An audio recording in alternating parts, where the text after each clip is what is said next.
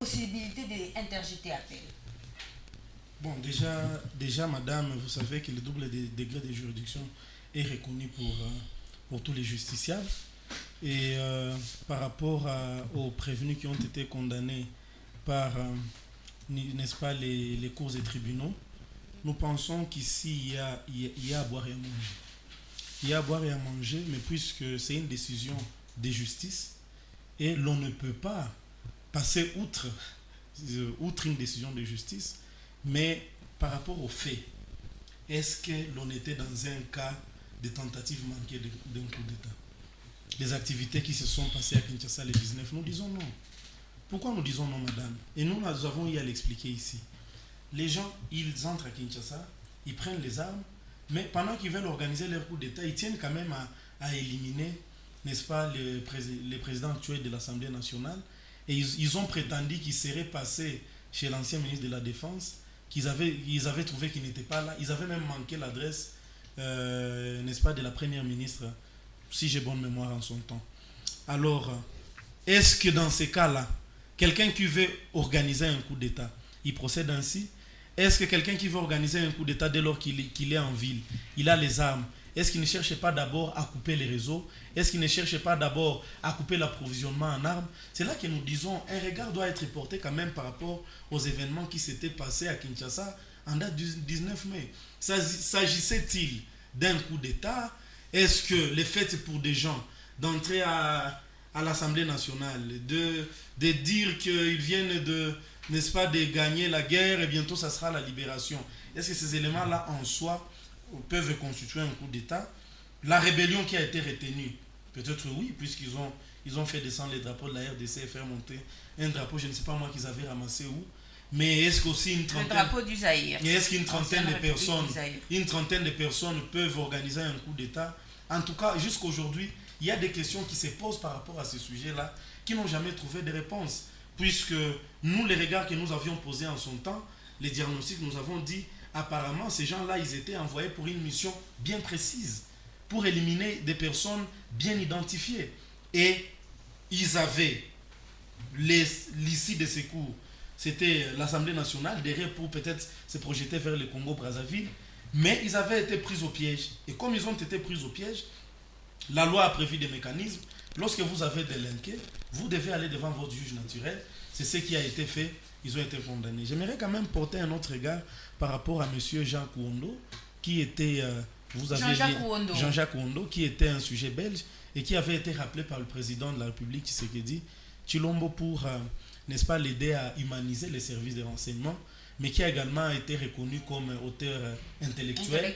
C'est quoi déjà auteur intellectuel? Auteur intellectuel, c'est-à-dire celui qui, de façon plus simpliste, pour que tout le monde nous comprenne, c'est-à-dire c'est celui qui tirait les ficelles par rapport à cette histoire-là.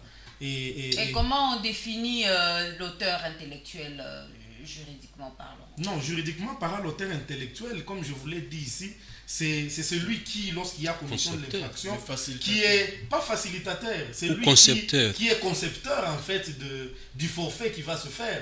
Mais peut-être par impossible ou par empêchement, il s'est dit non, moi je ne serai pas sur le terrain. Maintenant il utilise les gens, c'est comme ça qu'on peut définir ça. Mais jusque-là on se pose des questions. Parce que lorsque vous voyez la motivation des juges, ils ont dit monsieur Jacques Kouondo avait pris soin de supprimer les messages. Il avait pris soin de supprimer toutes les images sur lesquelles il était avec Christian Malanga.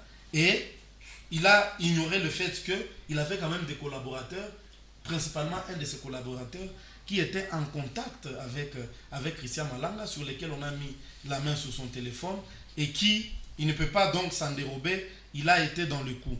C'est là que nous disons, est-ce que les simples faits que votre collaborateur puisse être en contact avec les gens qui sont en mouvement insurrectionnel, est-ce qu'elle est faite pour moi aujourd'hui d'être communicateur de l'ACRN, d'être peut-être proche d'une autorité ou d'une personnalité de la place? Est-ce qu'elle est faite pour moi, je prends l'hypothèse impossible, de communiquer avec des gens qui sont à l'AFC ou au M23? Je ne le fais pas, mais est-ce que le fait pour moi de le faire implique directement l'autorité dont je suis proche? Je pense non.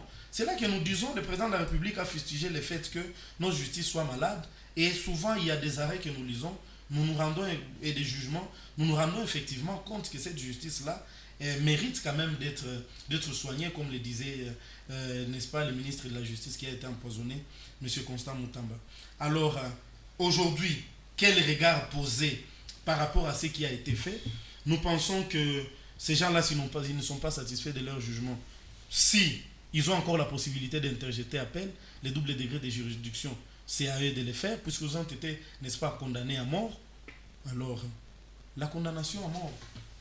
On a parlé du moratoire qui avait été levé. À la peine capitale. À la peine capitale. Mais aujourd'hui, qui a déjà subi, n'est-ce pas, disons, cette peine-là? C'est là que l'on se pose des questions.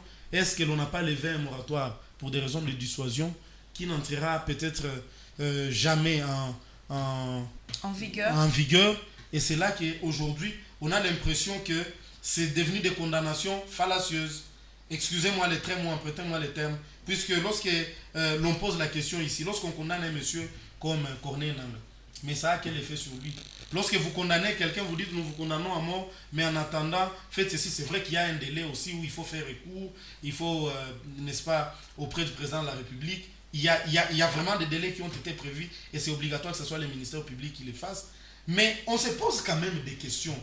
On se pose des questions sur le fait que les gens aujourd'hui retiennent que ces gens-là voulaient organiser un coup d'État, mais lorsqu'on voit les modus operandi, les modes d'opération, comment ils se sont comportés, l'on a même dit qu'ils étaient en train dans les bus Esprit de Vie de Kinshasa. Ils ont été aperçus dans les bus Esprit de Vie. L'on se pose des questions par rapport au caractère secret qui doit revêtir un coup d'État. Et nous pensons que ça n'a pas été un coup d'État. C'est peut-être toute autre infraction, association de malfaiteurs, oui, peut-être rébellion, oui, mais tentative de coup d'État, nous pensons que tous les éléments pour, n'est-ce pas, essayer de tenter un coup d'État n'étaient pas réunis pour que nous puissions vraiment nous inscrire dans cette ligne-là. Merci beaucoup. C'est à travers vous que nous allons clôturer cette émission. Mais avant cela, nous allons